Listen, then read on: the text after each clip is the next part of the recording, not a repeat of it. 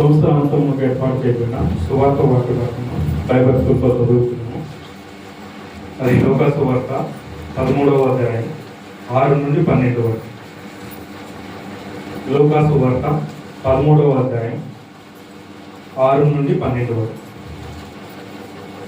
మరియు ఆయన వారితో ఈ ఉపమానం చెప్పాడు. ఒక మనుషుని ద్రాక్ష తోటలో అంజూరపు చెట్టు ఒకటి నాటబడి ఉంది. అతడు దాని పండ్లు వెతక వచ్చినప్పుడు ఏమీ దొరకలేదు. కనుక అతడు, ఇదిగో 3 ఏళ్ల నుండి నేను ఈ అంజూరపు చెట్టును పండ్లు వెతక వచ్చుచున్నాను, కానీ ఏమీ దొరకలేదు. దీనిని నరికివేయు. దీని వలన ఈ భూమి ఎలా వ్యర్థమైపోవాలని ద్రాక్ష తోటమాలితో చెప్పాను. అయితే వాడు, అయ్యా, నేను దీని చుట్టూ త్రవ్వి ఎరువు వేయమట్టుకు ఈ సంవత్సరం వరకు ఉండనిమ్ము.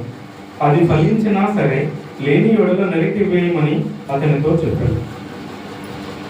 విశ్రాంతి దినమున ఆయన ఒక సమాజ మందిరంలో బోధించుతున్నప్పుడు 18 ఏండ్ల బలహీనపరచు దయ్యము పట్టిన ఒక స్త్రీ అచ్చట ఉండెను. ఆమె నడుము వంగిపోయి ఎంత మాత్రము చక్కగా నిలవబడలేక ఉండెను. యేసు ఆమెను చూసి రమ్మని పిలిచి, అమ్మా, నీ బలహీనతల నుండి విడుదల పొంది ఉన్నావని ఆమెతో చెప్పింది.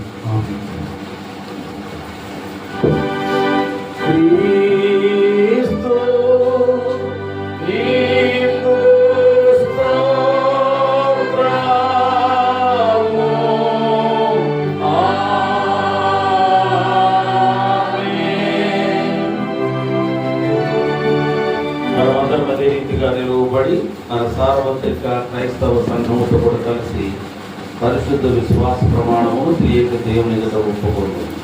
నేను పరలోకమును భూలోకమును సృష్టించిన సర్వశక్తిగల తండ్రిని దేవుని నమ్ముతున్నాను.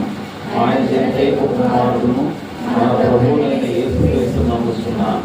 నేను పరిశుద్ధాత్మ చేత గర్భమును ధరించబడి నేను మరియుడు పుట్టి పొంది పిలాతును శ్రమపడి శరీరవేయబడి చనిపోయి సమాధి చేయబడినాడని పాతాళంలోనికి దిగి చనిపోయిన వాటి నుండి 3వ దినం ముందు వేసి పరలోకమునికి ఎక్కి సర్వశక్తిగల తండ్రిని దేవుని చూస్తున్నాడని జీవించిన వారికి చనిపోయిన వారికి న్యాయం తీర్చే నేను నమ్ముతున్నాను.